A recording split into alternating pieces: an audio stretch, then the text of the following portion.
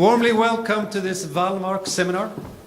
The Wallmark seminar is held in memory of Torkel Wallmark, who used to be the professor of innovation management at Chalmers. Actually, the first professor in innovation management in Sweden. He became a professor here in 1983, innovation management. He was actually from a different field, but he founded a lot of the things that we do around innovation and entrepreneurship, and especially the ecosystem of companies that are growing based on Chalmers research around Chalmers. So in honor of him, this seminar is held. And it's with great pleasure, enormous pleasure, that I can introduce Mike Beer. You can see his name on the slide here. Mike Beer is an old friend and colleague. We've been writing books together. He's a professor emeritus at the Harvard Business School. When you talk to people about Mike, you realize how many prizes he won. And you also realize when you read about Mike, when people talk about the human resource management, for example, Mike is singled out as one of the major founders of that whole thing that is now common practice in almost any company. But that whole field of study, Mike is credited with being one of the major founders. We know him mainly as somebody in organizational change and transformation, and when people were voting the most important organizational change thinkers, Mike was of course on the list. Now, Mike is here, among other things, to talk about his new book. In exactly 7 months, I think we said 7 months. January 14th. January 14th, is that 7 months? No, 8 months. In 8 months, Mike's new book, Fit to Compete, is coming out. So mark it in your calendars. Put an order in Amazon and for that book when it's coming out. And please give a hand for him. Mike Beer, everyone. Thank you, Tobias. It's my honor and privilege to be here. Thank you for coming. That is just in general to be at the... My first visit to university was 20 years ago when I became an opponent on a dissertation, and that brought Fleming and his students and colleagues together with me to be thinking and working together on a number of things. I won't go into all of that, but it's nice to be here after all that time, although I've been here once or twice since then. So let me just frame what I'm going to say. My interest is in changing systems. Systems of organizing, managing, and leading. That means companies, business units, regions, sales forces, however you frame it, it's an organizational system. Some of them are more autonomous than others, because if you're living in a business unit within a larger corporation, there are constraints, but you're still a system. The things I'm talking about have been applied at multiple levels of analysis, from the same method all the way from corporations. If I have time, I will get into one of them, which was the basis of the founding of these ideas, when Reagan Martin, the CEO of Becton Dickinson, a global medical technology, came to me and he said, "We have great strategy, but we're having difficulty implementing the strategy."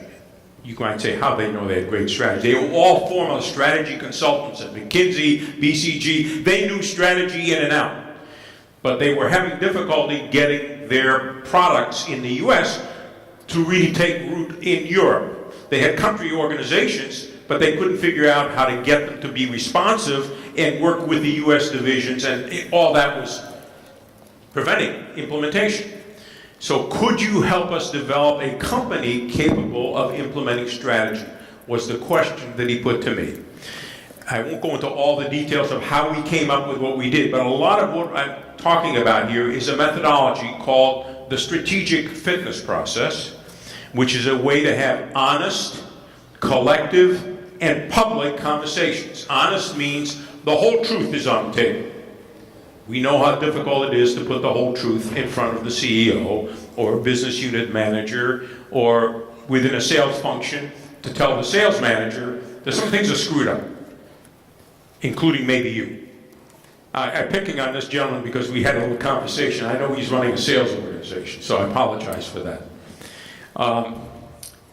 And honest means that is that truth part. Okay, the collective means that all the actors or representatives of the actors necessary to execute the strategy are in the conversation.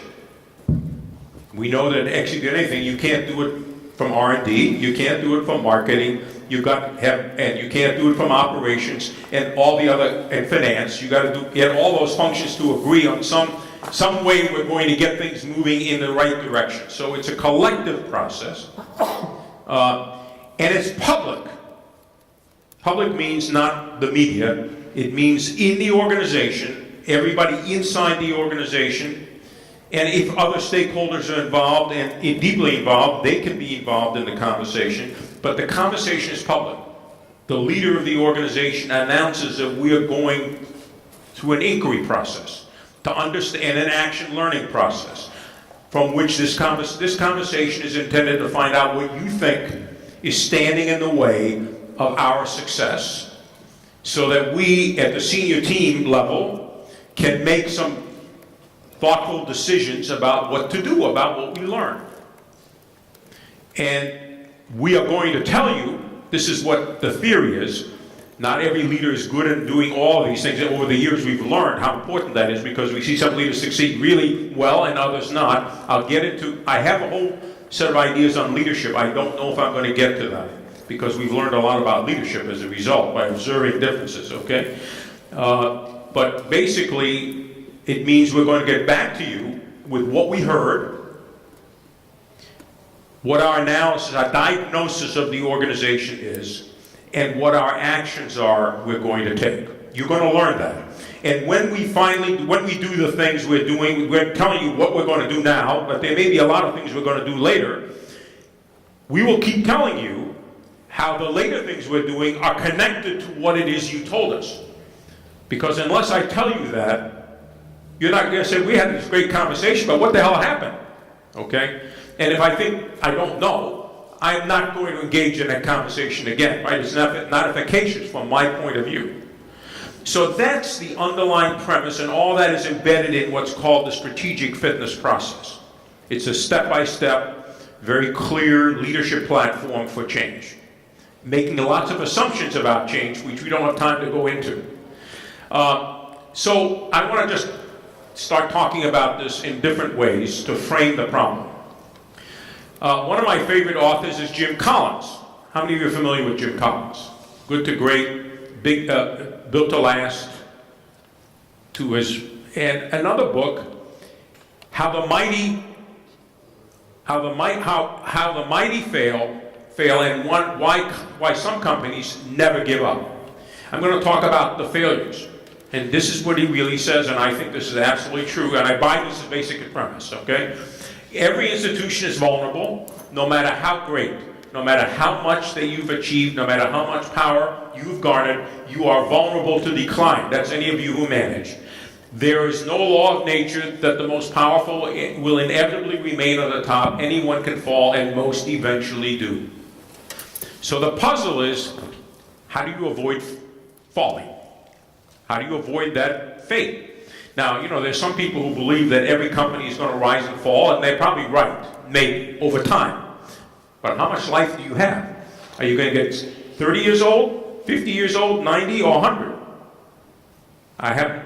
Becton Dickinson happens to be 120 years. I've been with them for the last 30. I like to take credit a little bit for the fact that they're much older than they were when I found them.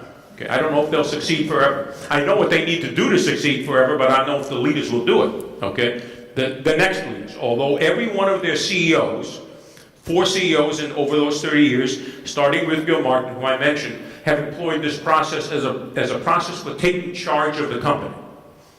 And that gave them insight about, either helped them get a direction they wanted to go, or gave them insight and gave them insight about what to do. So that's kind of how this process works. And you can use it once a year, which we've had done, or you can use it once in a while, or you can use it when you think you're about to fail and try again. I don't recommend that because it gets harder. Okay, so the idea here is that this is really a strategic management process.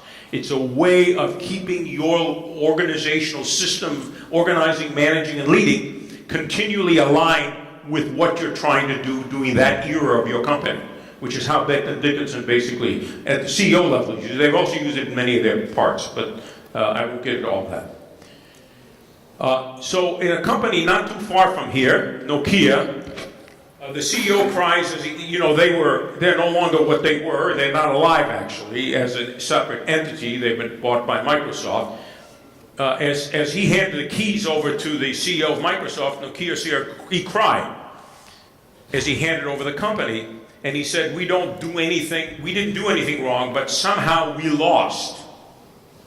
I don't think he fully understands what that somehow is. He thinks it might be a specific technology, but actually they had the technology to create smartphones. They just weren't able to adapt and respond to Apple in time or fast enough or in a functional way to be able to at least compete with Apple. So they had to give up.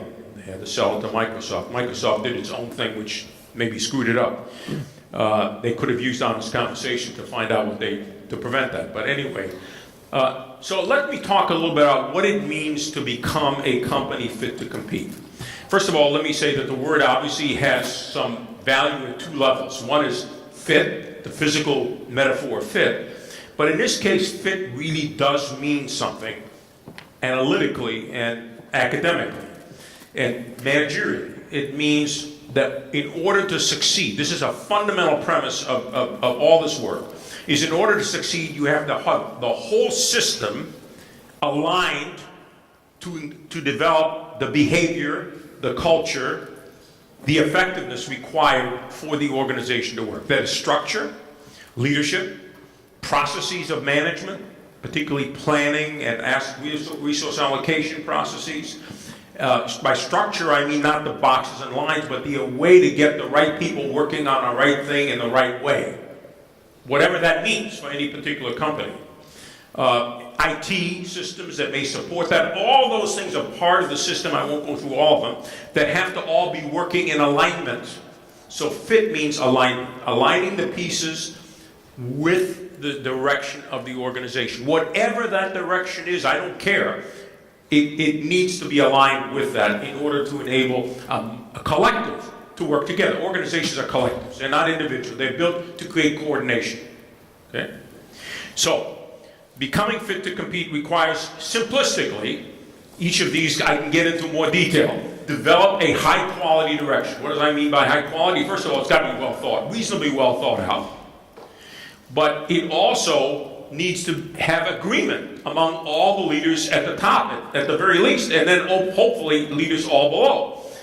How many companies have you been in where the leaders don't agree on the direction? They may not have completely had a real conversation about it, and they're going off to their different parts of the organization saying, those guys are saying we're doing this. I don't think so. That's not the way we should go. We should go this way. You got problems, right? So high quality means we all agree. And it's not completely stupid. We've done some analysis, we do have some understanding of the market, and it doesn't have to be perfect. Because the theory is that can be adapted as you learn. Strategy is not a one-time process. And I would say direction means strategy, it means values, and it means larger purpose.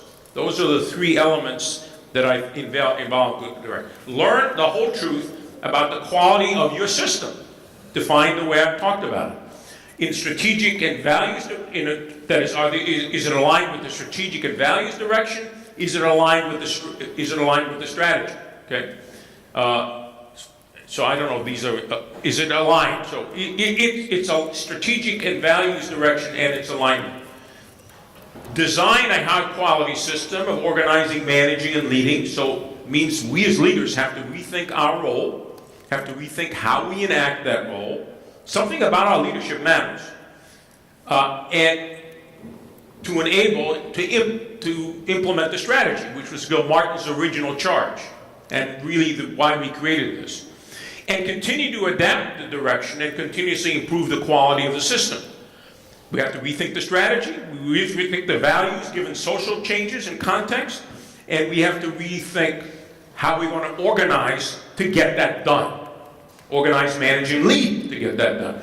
So it's an ongoing learning process. That's the overall framing of what I'm talking about here. Now, why is this not changing? That's interesting. Oh, a glitch. Well, wait a minute, what's going on here? Why is this not, did I change it? No? Huh. Oh. Oh, I know what I was doing. I was working, I'm going in the wrong direction. Thanks, that's my problem. So, if you think about why people think companies fail, they often give you a lot of reasons. Terrible strategy, bad CEO, technological change, all kinds of reasons. I think all those reasons are correct, but the underlying root cause is really the lack of honest conversations. Because whatever of those problems are true, bad CEO or bad strategy, just to pick two, something about honest conversation will tell you what those problems are. Okay? So the inability to have an honest conversation at the root cause. Here's a quote from one of the organizations that went through this process, and this is what one of the top team members said. I think people didn't know how to speak, how to break through it, meaning how to break through what everybody already knew was true. You read about these bad marriages where the wife and the husband both know what's wrong. They just can't find a way to talk to each other about it, and I think that's what was going on. We all knew the problems were there, and I think we could not find a way to discuss it with each other in a constructive way. That is what this process is about. I'm just using marriage as an analogy, but many of the things I'm talking about are analogous, except they're analogies at a much larger level. Easier for us to have a conversation as two, although that's difficult too, right? Imagine having a conversation as an organization and having a constructive conversation, because we all know that it's hard to have a constructive conversation. Somebody's going to make a mistake, accuse somebody of something, or make attributions to somebody, and that sets off a whole routine. So this process is meant to avoid that. I won't go into the details of the construction of the process, but it's meant to prevent those errors from occurring as much as you can. You can't ever control for everything, but so we have learned over the years. So I need to tell you something about the process, though, in a little more detail, in order to get to this slide. The way the process works is that obviously the leader has to identify a gap, some gap in performance, some gap in effectiveness, some gap in the culture, some between what he thinks he needs and what really is. And then they have to create a statement of direction. What is it we're trying to do? We're trying to develop more products so that we can grow faster, for example. We're trying to improve the culture so we don't lose a lot of people. People are leaving. We're trying to become more innovative. Whatever that's around, and be as specific as you can. That's a statement of direction. We asked the senior team to write that statement on 2 pages. No more than 2 pages, 3 at the some people want to get it to 4. And get them at least down to 3, if not possibly 2. That's a simple statement. It doesn't have to do a lot of complex numbers. What are we trying to do? And what do we need to do to get there? That's really, and why. Why is important. That's in a 2-page statement. Nope, I don't need to go there yet. They then appoint a task force of 8 or so of their best people. Some managed CEOs want to appoint 15 or 20. We can argue with them. If that's what they do, they can bear the benefits and the problems with that larger group. But around 8 to 10 is right. They go out, they're invested with the strategy, not by human resource department. This is a CEO, general manager driven change. They have to do the work. Somebody from HR can help them. Some consultants in the room can help them, facilitate. They can advise on things, but they have to drive the process. That's step number 1. If they can't do that and they don't want to do that, they shouldn't get into the process, right? If they can't and don't want to have an honest conversation, they shouldn't get into the process. Now, of course, some think they do, and then they learn that maybe they don't. That has to be controlled, okay, and dealt with. So Then the task force goes out and interviews 100 people. We found 100 people is enough for any organization. If it's smaller than 100, you interview everybody. If it's larger, 100 is enough, or maybe some smaller number. But we've applied this process at Merck, 60,000, 70,000 employees worldwide. Beck Dickinson today, they started this process as a new CEO took over. And if I get to talk about it, I will, I probably won't, and what they've done with it. And that was at a company of 35. They're now 65, and the successor is thinking about, to the current CEO, thinking about using it, or has used it actually, a version of it in going forward. And then they meet for 3 or 4 days, 3 days, 2 days. Again, we recommend 3, but whatever works. You have to make it work. They then do an analysis. What did we hear, and what is our diagnosis? This is very much around the medical model. You can't tell somebody to go into surgery until you've done a diagnosis. You get thrown out of being a doctor if you do that. Unfortunately, there are many managers who do it and can't get thrown out of management because there's no set of principles that are involved. You know, people change structure all the time, but they don't know why they're changing it. They don't fully understand what the behavior and problems are that underneath that they're trying to solve. And then they have to decide on an action plan. They have to report to the task force what the action plan is and why they got there. The task force goes away for a few hours and critiques the action plan. And we've had task forces who come back and said, we don't agree with this action plan.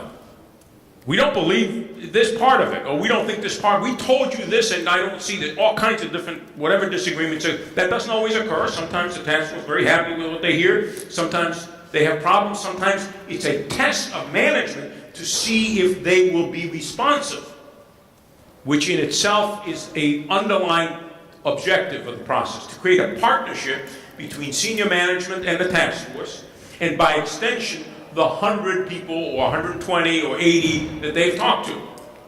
It's a partnership model. We are trying to create a partnership. The only way you create a partnership is to have honest conversations. That means I'm responsive to you and you're responsive to me.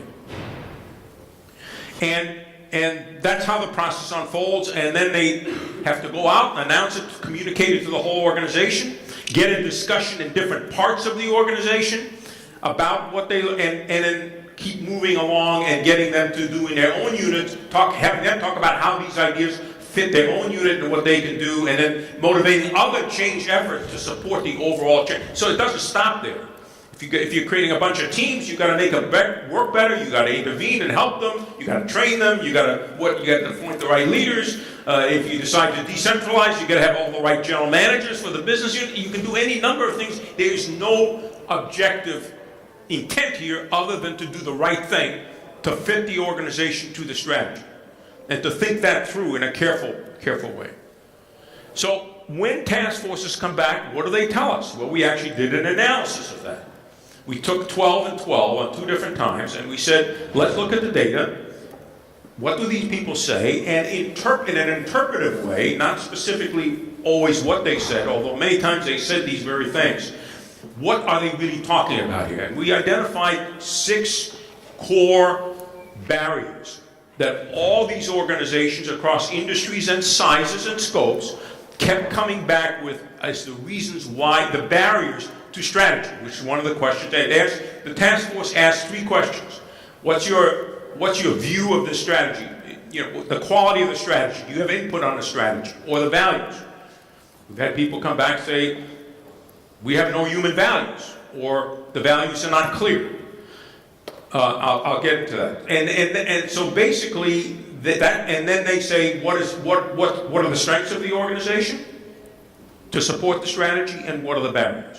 You can imagine that most of the time is spent on the barriers. We have a hard time getting them to think about the strengths, but we want them to report the strengths, and they do. They're going to have to. They have to come back. And then we meet with the task force to train them to go out, and then they come back and we work with them for a day, usually a day does it, to analyze the data and look at the themes, and then you might say, well, how do you get them to tell the truth? Because as you will see, these are potentially threatening barriers that are undiscussable. And the fact that they're undiscussable is itself undiscussable, because that would reveal that we have a cover-up going on in the organization. So basically, these barriers are the core barriers, the 6 I'm talking about. Then we looked at what they said. They implied this, or they actually said it. In many cases, they actually used some of these words, but not in all cases. So we had to be interpretive in thinking about what's really going on here. Barrier, what do you think the barriers are? What do you think these task forces come up with? Now we've got experienced people here. What do they come up with? What are the barriers? Middle management. Somebody else? Lack of resources. I'm sorry? Lack of resources. Lack of resources. Lack of resources. Well, it was something close to that. Go ahead. Not directly, but I'll point out. Go ahead. Office politics. Office politics. You got it. There's a lot of that going on in almost all organizations. Others. Anything else? Well, so far you haven't hit all of them, and certainly not a few of the ones that are the most threatening. So let me explain to you. In one way or another, the task forces come say, and this is amazing, this is a 10 out of 10. We have the strategy is unclear. That means not necessarily, but sometimes to senior executives too, but also certainly unclear in the organization. We got conflicting priorities. And we have either no clarity of values, or as I mentioned, in one company, the task force came back, we have no human values. Because I don't feel any caring, any love, any concern for the human aspects of living in this organization. This is one of the key barriers. You have an ineffective team. 10 out of 10, 9 out of 10. I forget the exact number, but it's very high. And all these task forces come back. The problem is not us. The problem is kind of you, all right?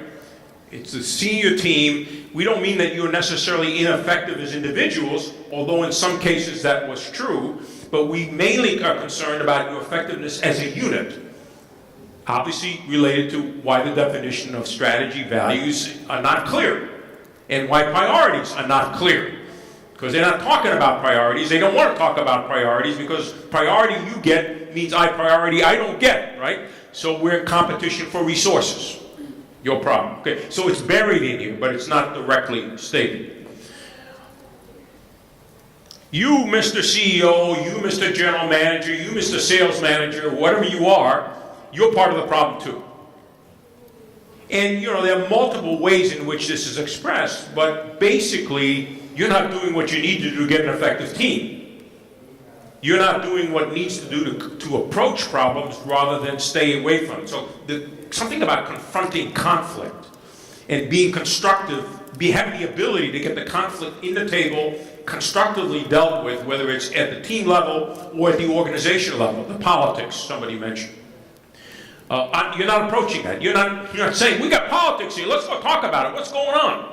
Why is manufacturing not talking to marketing? Or what's going on there? Turns out very few leaders are doing that. In these organizations. Poor coordination or integration across boundaries. If you're a functional organization, across functional. If you're a multi-business organization, across businesses. If you're global, across geographies, and in many large companies, all three.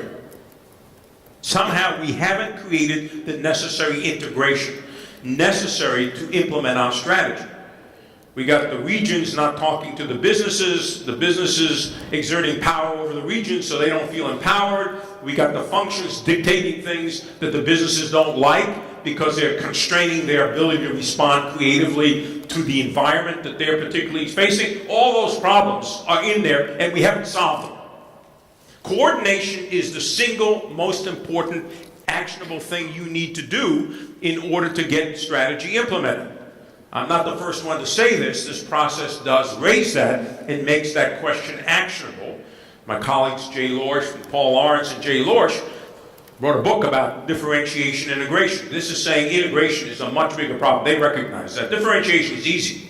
We need specialists. It's getting the specialists together and working together that's the problem in all organizations. And that's a central problem. Of course, In a minute, you'll see that these are related to each other. And that's the message I want to send here, more importantly than any other.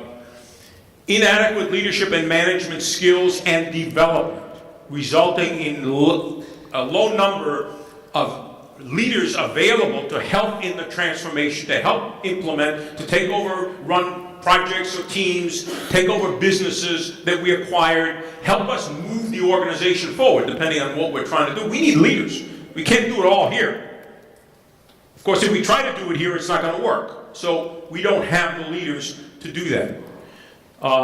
And we don't have the processes for developing. And incidentally, that does not mean we need more leadership development programs, although some of those would be helpful. When a UK company called me and they said, the CEO had a problem in developing management. He thought he had a management development problem. And he assigned it to HR. When somebody said, no, we should have an honest conversation to find out why. Turned out it wasn't leadership development. That was not the problem. We didn't need more of them. It's all these barriers. Most all of them were involved in why they didn't have effective leaders. The senior team never got together to talk about talent. They didn't want to talk about talent because we might want to move the talent over here. I'm going to lose it. I need that to compete. So it had something to do with the setup of the company as an organization. There was competition and not integration. It said a lot of, I can't get into the detail. So these barriers affect leadership development. Low capacity for vertical, honest, and horizontal, honest, collective, and public conversations about external and internal reality. This silence seals these barriers into silence, okay? We can't talk about it because we can't have honest conversations vertically. Why can't we have honest conversations in organizations? Honestly, vertically. Why can't we tell them, see, what's the problem? Why don't more people do it? Fear. Or, I've tried it, I did survive, but I don't know really what happened. Nothing really happened. I would argue actually that we can whisper in the CEO's ear if we have that access, and it still wouldn't change anything. Because he's got to convince the other members of the senior team that what he heard is really valid. Because they'll say, no, that was some complainer. We don't think that's right. So there needs to be a way to validate the knowledge and legitimize the knowledge. This process is an attempt to legitimize the knowledge, to make it real, to give it a test of validity. Okay, it's valid knowledge in the sense that everybody believes it's true, comes to believe it's true. If they can't come to believe it's true, then we got a problem. If you carry this out in a reasonable and structured way, the argument is people do become to believe it, and we have evidence for that. But that depends also on how well it's... So these are the barriers. These barriers exist at all levels. So when I talk to a company, they think I'm talking about the CEO, but I'm talking about your business unit. You could have the very same barriers in your business unit. We've done this down at the restaurant level. 60 or 70 people. The three general managers of the restaurant were obviously involved in this problem. They found themselves doing things, their strategy for leading, that was actually undermining the effectiveness of the organization because the people who they were leading were not doing what they thought needed to be done. So they started managing below their level. The whole system was messed up, okay? The only way to understand it was to understand the system. And that process in itself changed the relationship between the top and the bottom. In all these, that happens. But it could be done as a cross-cutting team. So anyway, I've got to keep moving. The silent block effective strategic management. So this is about strategic management, what I, as you call in the book, a learning and governance, strategic learning and governance process. Okay? It's a way of looking at the whole organization and moving it along towards the objectives and strategic intent and values intent, cultural intent of the organization, which you have to achieve. I mean, at a level of logic, we know if we don't do that, we're going to fail in implementation, which is Gil Martin's original problem. And if we keep failing at implementation, we're going to die. So this is a way of avoiding death, the threat that Jim Collins talks about. So, how do they do it? The first three barriers are about creating a high-quality strategy. I want to add for a minute, I forgot to do this, and I want to acknowledge the role of Russ Eisenstadt, who was at the Harvard Business School at the time we started this work. We've been collaborators on 2 books and multiple articles. He was a co-creator with me of that process. I originally got the call from Gil Martin. I brought him into the process. We invented this process and improved it over the years based on experience together. So I forgot to acknowledge that. I'm sorry to Russ for that. So the first 3, so all these ideas are co-creation, okay? Ineffective senior team, top-down, hands-off senior management, unclear strategy and values and priorities. They all work together to create a lack of clear strategy.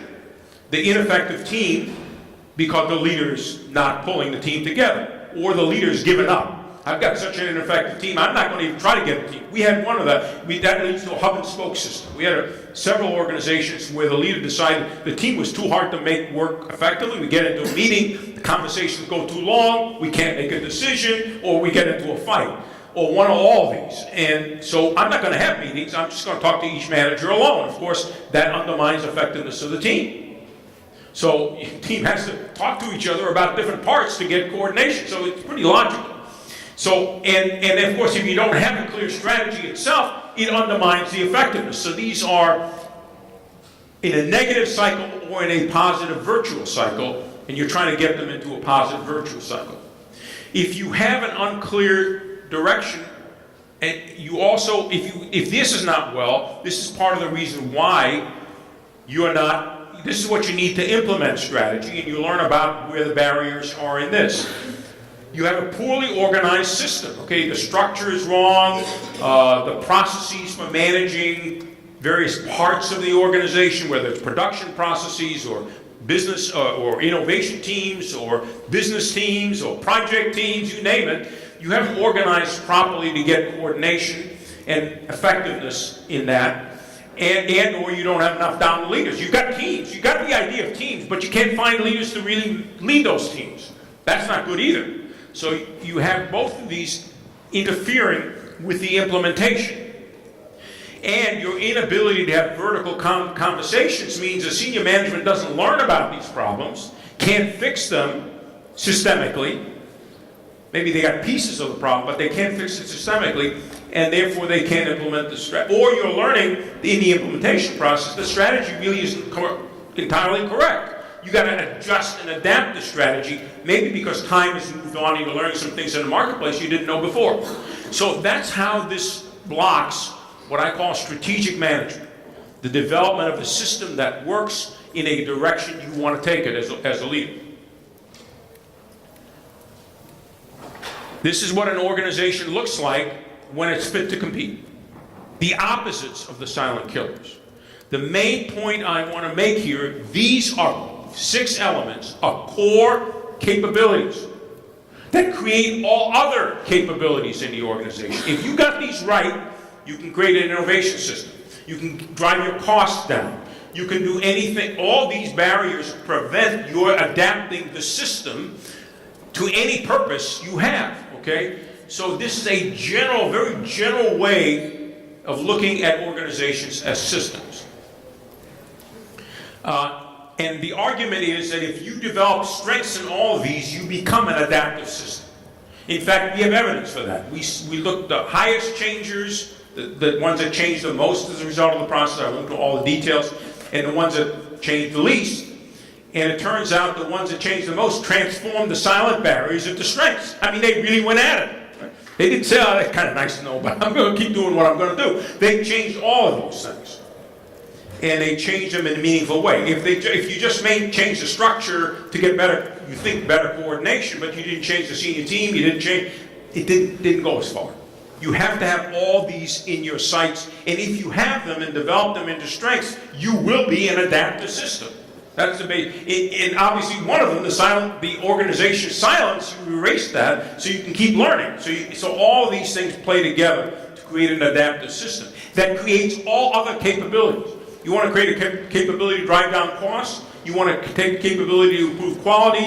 You want to create a capability to try to innovate. You can create whatever capabilities you need. You can't create them unless these are strengths, powerful strengths. How do we get them to be powerful strengths in our organization? I would argue leadership development can be part of that, but I would say the strongest argument is honest conversations. And then all kinds of interventions to deal with the problems. You can fire people, you can hire people, you can do leadership development, but they all have to work together to enact to get to where you need to go. This is the process. I've already described it to you.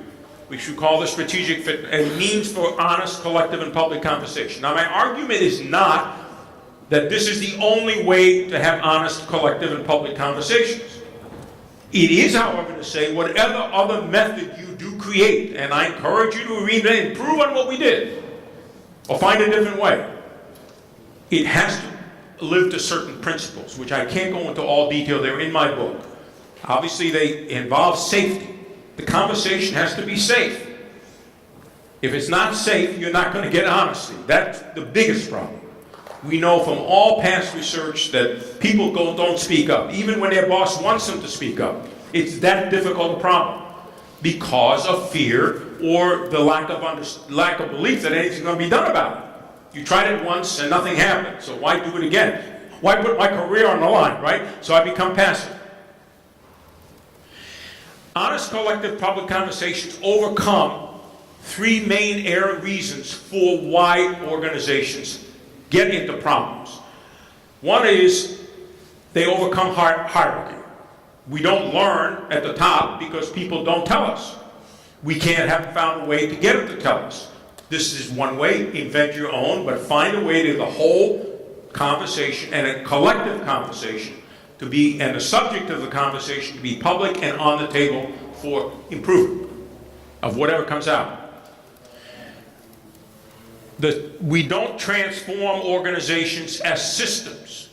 Edward Deming talks a lot of people have talked about systems. I'm using Deming because everybody knows about the quality movement, right? Lean and all that stuff. So here's what Deming said. Management systems require knowledge of the interrelationship between the components within the system and of everybody that works in it. Everybody that works in it. It is a mistake to assume that if everybody does their job individually, it will be all right. The whole system may be in trouble. So looking at problems in pieces is not understanding the system. A lot of what organizations do is framing the problem as talent. If you solve the talent problem, we will solve all of our problems. The answer is, of course, you need talent. That's not an argument. The question is, that's not enough. They have to be able to work together. The social system has to enable them to work together effectively. And so the systems thinking is not embedded in most management change. It's the hardest thing I found managers to embrace and to fully understand. They are forced into systems thinking by the way this data is presented. So they can't go and solve one problem. They got to solve 3 or 4. If I had time, and maybe I will, I can tell you 15 or 14, I forget the exact number, problems that are on a slide that Beck and Dickinson got in their latest honest conversation in 2010 when they asked the question, how can we grow faster and become more innovative? These are specific problems that have been around for a long time. They've been attacked previously, but the changes in the organization and the marketplace have made those solutions inadequate. So they came up again. These are problems you're likely to find over and over again because they continue to. And of course, the whole thing is, overcome organization silence. The inability of truth to speak the power and have a conversation. Just delivering the truth is not enough. You have the conversation that involves everybody in the conversation, or we don't achieve, just barfing on senior management, that's not going to do the job either. And that's a lot of how we solve silence, right? Let's just tell them what we complain about, let them figure out what to do. No, you got to be part of that. Otherwise, you're not going to be doing whatever they come up with, so you're not going to own it. So these are 3 things that honest conversations overcome that are embedded in all organizational problems. So I can go into detail here. This is just from a separate piece of research. Russ Eisenstadt and I, and Bert Spector, a third author, discovered that transformations that were unsuccessful tended to have programmatic approach, the single initiatives. Initiative-driven change will get you somewhere. It's not bad, but it's not enough. Because the initiatives are piecemeal things. How does the whole system prevent us from getting this initiative going? So you have to, again, argue for the whole system.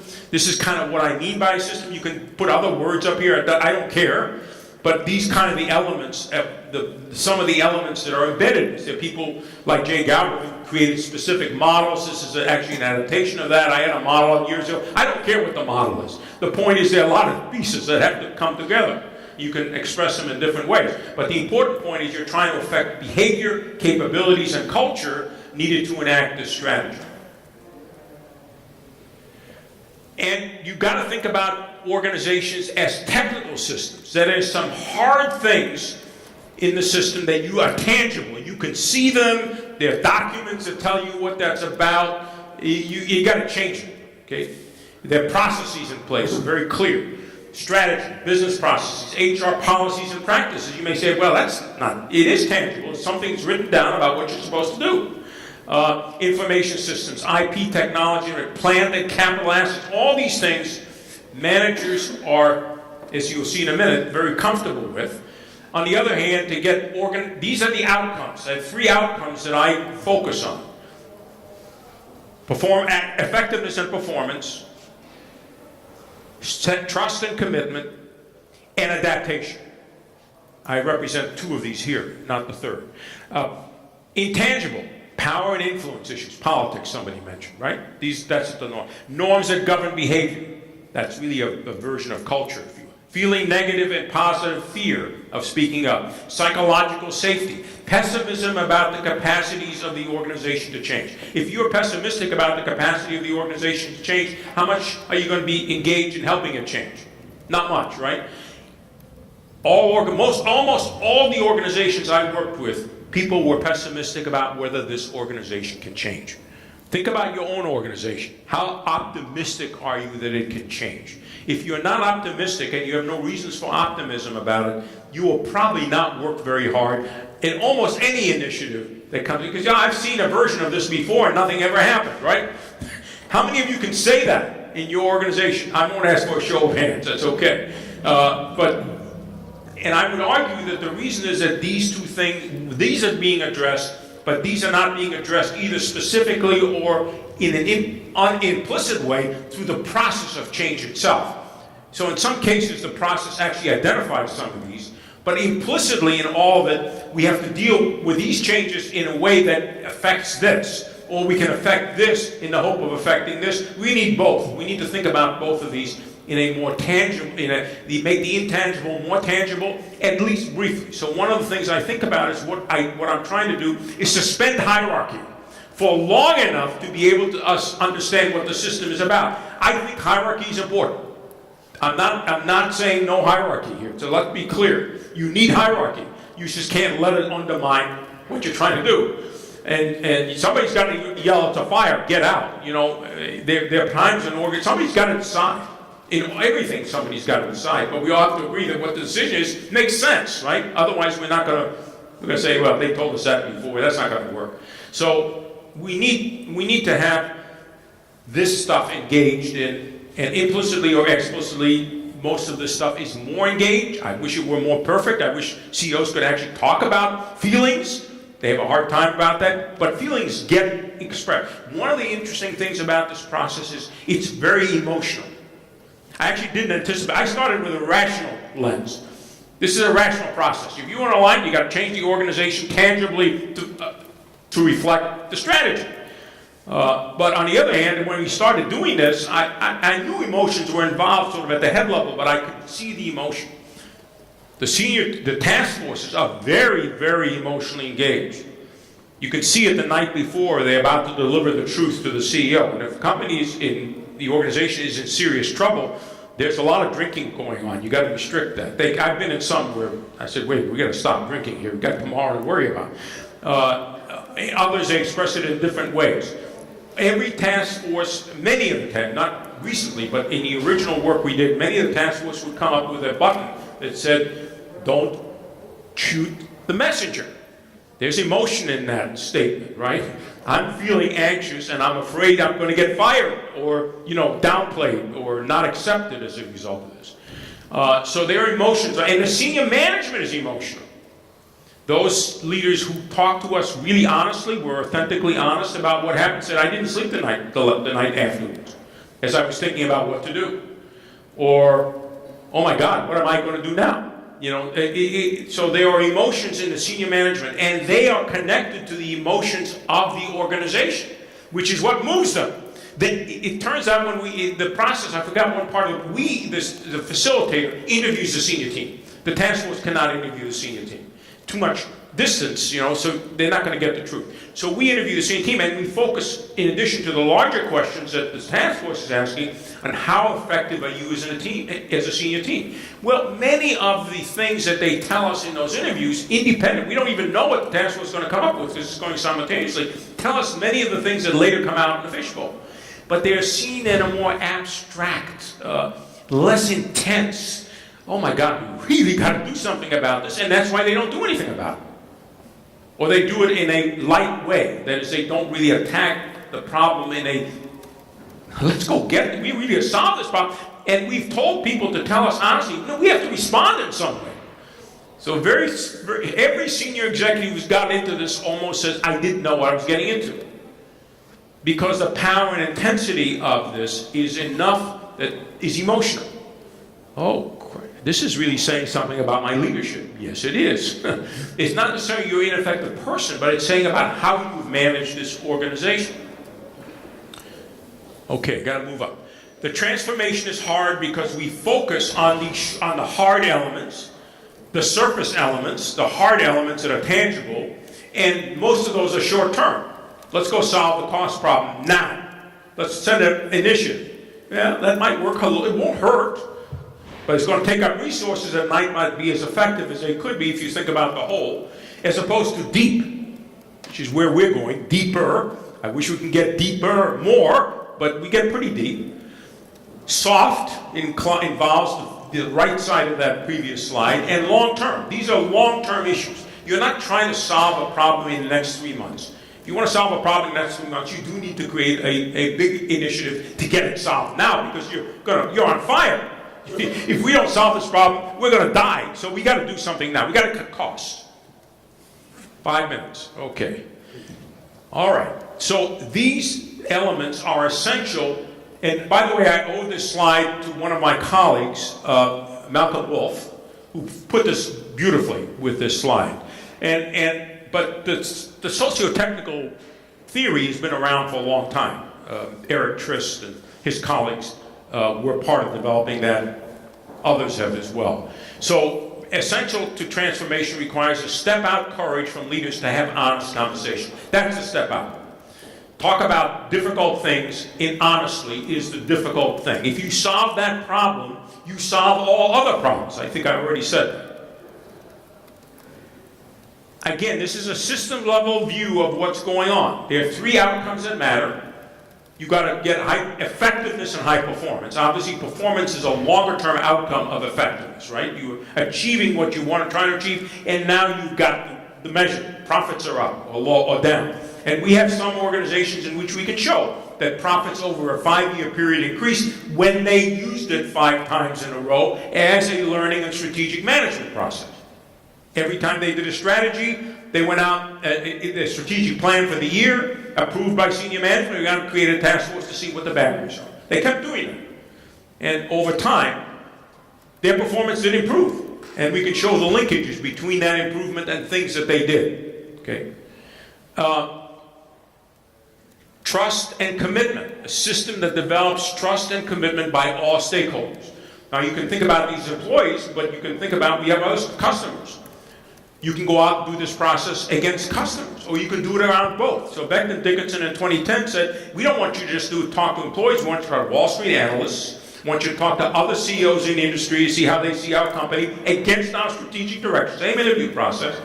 I want you to talk to thought leaders in our industry whose ideas and thoughts and technology we may need. How do they think of us? Do they think of us as good co-creators with them? Do they like partnerships with us or not? You know, whatever came out of that conversation. And a few others.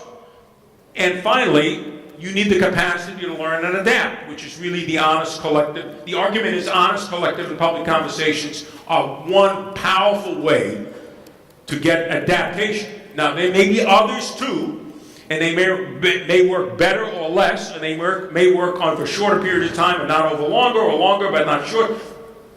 All I'm arguing is this is a very powerful process. The process of honest collective public conversations. And it's fundamental. And I'm just going to hit this in the last minute or so. Every leader will, this is out of Nancy Keene, a professor, a colleague of mine at the Harvard Business School, who wrote a book on leadership, based on a study of 5 fundamental, of well-known leaders, Lincoln being among them, but others who are transformational in nature. And from that, every leader will come face to face with his or her darkest doubts. Every leader has doubts. Am I doing a good job? CEOs have doubts. They can come across with doubts, but they have them, okay? And those who were most honest with us know about what some of those doubts are. In these moments, the way we move forward is to move directly into one's fear. Oh my God, I might find out some things I don't really like. To do the things, address the person, or seek out the information that seems terrifying. I think that's what we're doing here. We're seeking out information that is potentially terrifying. It's why not every CEO has called me to do this, and very few do. Some of it they don't want to, some of it they don't know how. They just simply don't know how to do it. Having a collective conversation is important, and they don't know how to do it. Having an honest conversation is important, and they don't know how to do that either. So that's safe, and so it's constructive. So leadership is part of it. We learned a lot about leadership. I don't have time to go into it, but there are 7 acts of courageous leadership. So in the book, the final 2 chapters, I talk corporate stewardship, that is the ability to bring the system along over time and survive it, requires honest conversations. Honest conversations require courage. So there are 7 acts of courage, practices, courageous practices that are necessary. Some of them are embedded already in the talk I've talked about. You don't need to just advocate. You need to advocate, but you also need to learn how to inquire into that advocacy. Does this make sense? How are we going to get it done? That's one of them. You need to be able to own up and begin to embrace the feedback. Embrace the feedback, not just listen to it, embrace it. And so on. I can't go into all of those. It's this last slide over here, but I'll just put it up. Let me stop here.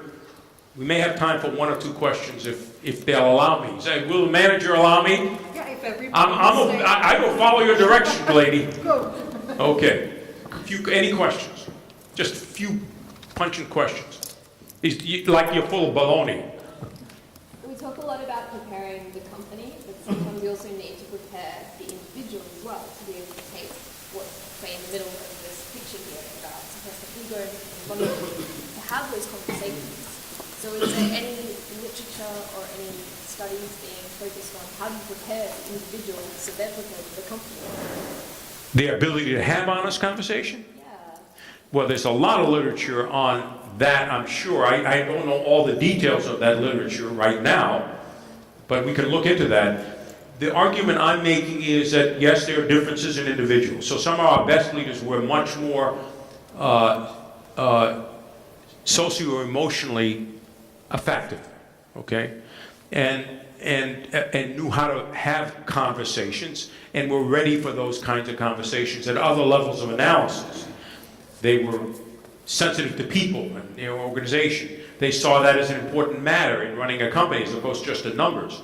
They were more likely to succeed and accept this process without any resistance and to embrace it, to fully embrace it. They were also more successful. Now, I will also argue, so I think individual differences matter a lot, because basically one of the arguments I make is the effectiveness of the honest conversation is moderated a lot by the leader. and by the context in which the leader is now leading. So if you have a corporate context, you're a business unit, and you're very sensitive to culture, relationships, you've built a really, a very committed culture to begin with, this is easier to do by definition. And also who you are becomes different, okay? So that basically who you are matters.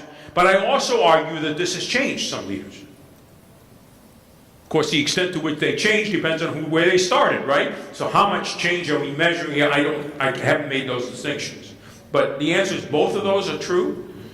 The process can change people, and their willingness to learn from the process does depend on where they are. And because, like all systems, we can change one part, but we get some benefits on other parts. So I haven't sorted that out in detail, and there's a lot of extant literature on that question that informs which people might be more open to this or not. But there's definitely literature in that.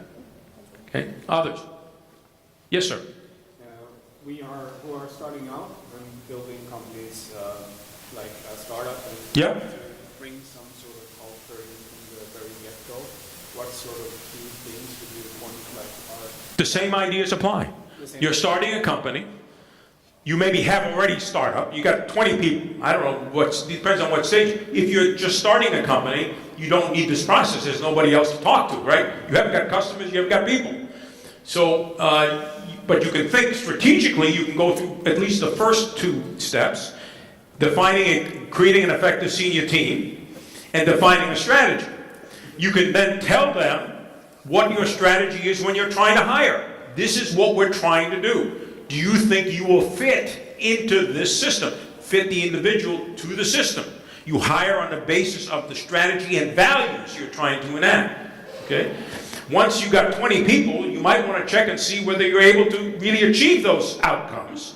Now you've got people to talk to, and you've got customers to talk to. You can use a task force to go out to your customers and come back with feedback to senior management, or bring the customers into the room and have them talk about what it is. There are different ways to do this, but in all ways you have to ensure honesty, collective knowledge, not one customer, several customers, and so you can be inventive with this idea. I'm not blocking you from doing that, but it applies. Any system you're trying to build, or will be building, or are building, or have been built, and you are growing it, this process applies. It's a general process. It doesn't list what kinds of problems it wants to work on. You have to define that problem yourself. Thanks. Yeah. One more, two more. Go ahead. You mentioned that you interviewed the top management and the task force to focus on the company. What did you find were the biggest challenges for the CEOs and the top management? Oh, we saw all kinds of reasons for ineffectiveness, some of which are documented by other research. The team was too large, 15 people. First challenge, how do you get 15 people to even agree on a strategy? How do you get them to have a conversation about anything, particularly the stuff that comes out of this? So we had to actually resize the senior team. We said, well, let's define a core senior team and find others who could be on the senior team but are really not part of the core. They're people who are part of the extended leadership team. This is about the core leadership team. We found that the teams themselves didn't have effective processes. That, in fact, some of the data came out. We don't have effective processes for making decisions. We get in a room, we talk a lot, but we can't agree. Somebody says we should do this, and somebody says, I still don't agree. How do we get to a closing point? So we actually invented, that's a whole subject conversation. We invented a process for creating, for this organization. It's a general process that says very simply, you identify the amount of time you talk, you allow everybody to talk. At the end, do you have consensus about some problem, whatever the problem is? If you don't have consensus, the general manager or the CEO decides. Then he comes back to you with their decision, and he asks, this is what I've decided. We got a much shorter time, 15, 20 minutes, for anyone here who wants to challenge the decision, and we open the conversation. But you can only reopen it once. When I decide, or we agree that I should decide, and I've decided the final time, that is what we all walk out with to say to others. Okay, we don't say, well, we had this meeting, but I really don't agree. And if that doesn't if you have another honest conversation, you'll learn very quickly, or you'll learn in between, that these people's violating it, you got to take some other action. you better get on board or you leave, you know? I mean, it's as simple as that. So all organizations, this is not about keeping everybody. If you find problematic people who don't want to learn or can't learn, you either get them to do it or they leave. Otherwise, you can't have honest conversations, you can't get alignment. So I'm not arguing for no firing here. I'm arguing for a fair way for us to decide what's going on and what we do about it. So that people can, when you're fired, I can stand up and say why you're being fired. So I have one colleague who talks about, he was a very high-level manager at GE, and he was in a meeting with Welsh, and people noticed that there were 6 or so people out of 100 or so that weren't there. He addressed the problem directly. You may notice that 6 of us are here, not here. They're not here because they're not boundary us. He wanted to define integration coordination, want to get that. They're not here because they weren't willing to do that. He said that you could have heard a pin drop in the room because it was immediately clear to people what the hell they needed to do. So sometimes just firing the right person at the right time sends a signal. All those things are still true, but you now have a context within which you make those decisions. It's about alignment. The head, the heart, and the hands have to be aligned with where we're trying to go. And we had a due process. You know, we got a reasonable method for trying to figure out what it is we've done, whether we're doing it well, and what we're going to change. And you got to get on board. It's as simple as that. Otherwise, then you're really not a team player. And that kind of person does. So, does that answer your question? Yeah. One more, and then I'm going to quit. She's going to throw me out. Go ahead. Yeah. I'm speaking up here, so go ahead. I'm just a little curious. I think a general prejudice about managerial styles would be that the American style is a little bit more hierarchical, and the Swedish would be more That's right. consensual. Yeah. Which might suggest that this would be easier in Yeah. the Swedish Yes. style, but I don't know. Do you have any experience? Fleming, where are you? What do you think? I have my own. I can tell you what my answer is, but this is a Swede here, and he's done this stuff in Sweden. So I wouldn't say that there is a huge difference in general speaking, because we've seen both positive and negative receptions when troops try to keep to power. Maybe the power distance is a bit lower here, but I wouldn't exaggerate with it. Yeah, I would probably say marginally, yes, it's easier, but I think the problem in Sweden is not collectiveness. That part is clear. Honesty is still a problem. And performance is a problem, right? What are we really going to do? And I think my impression of Europe in general is they're less performance-oriented. Not today's world, maybe more than 20 years ago, more so today, because the capital markets have been actively, telling people you better get concerned about shareholder value. So we've infected you with our problem. Some of it is good, but not all of it is good, right? If it's pushed to the extreme, it's not good. So I think marginally, maybe slight differences, but I agree. I don't think honest conversations is a real problem. And there's Swedes who just don't want to have honest conversations either. Or else all Sweden would buy this book. Well, I'll tell you when the book is sold and where it's sold to tell you if there's any real differences. I'm trying to get you to buy it even if you are a Swede. It's okay. Okay, thank you very much.